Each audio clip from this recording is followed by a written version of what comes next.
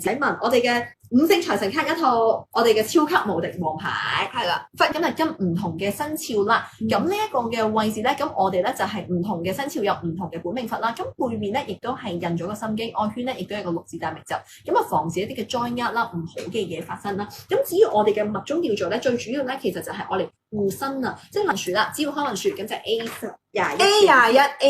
好冇？係啦只要開運樹。冇錯，咁跟住咧就係我哋嘅超級無敵嘅王牌，咁就係我哋嘅黑財神旺財金元寶啦。咁黑財神旺財金元寶，咁我哋嘅曲咧就係 A11A，咁呢個咧就係8粒裝嘅，8粒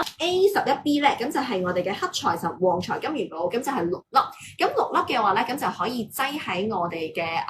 正北位置，8粒係放正財位正東，咁我哋嘅6粒咧，咁就放喺我哋偏財位，咁藥師佛卡，大家就不停地二黑病符要擺藥師佛卡，化病化災禍。同埋我哋嘅正南位置，咁亦都係我哋嘅藥師佛卡就可以化病化災禍啦。旺財手握，咁我哋有白金顏色啦、黃金顏色啦，同埋我哋嘅玫瑰金顏色啦，咁有我哋催財運啦，對我哋財運各方面有幫助嘅。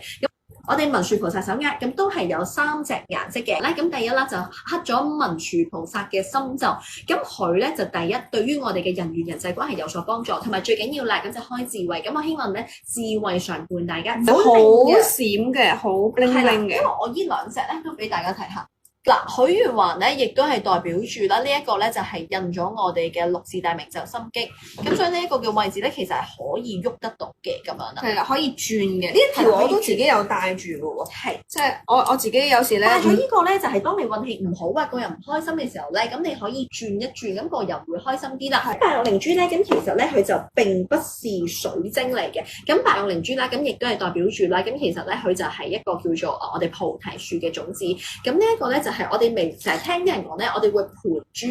嘅，咁盤就係盤呢一款啦。白玉靈珠咧，咁本身咧就係令到我哋嘅心情比較平和啦，無論男同女都好，白玉靈珠以上升，哇！呢個咧就係個個都啱戴嘅。係啦，因為紫水晶咧本身咧就係因為喺下元九運嚟講咧，因為紫火咧咁就係離火卦嘅意思啦。咁大家都見到啦，我哋咧係有一個叫紫塔晶啦，同埋一啲嘅紫水晶啦。咁紫水晶咧本來咧就係對於我哋嘅一啲嘅情緒咧有個叫做平衡嘅作用啦，同埋紫水晶咧都係可以催旺一啲叫做貴人啦，催旺一啲叫做我哋嘅好事來嘅意思，同埋最緊要係紫水晶有催財嘅功效。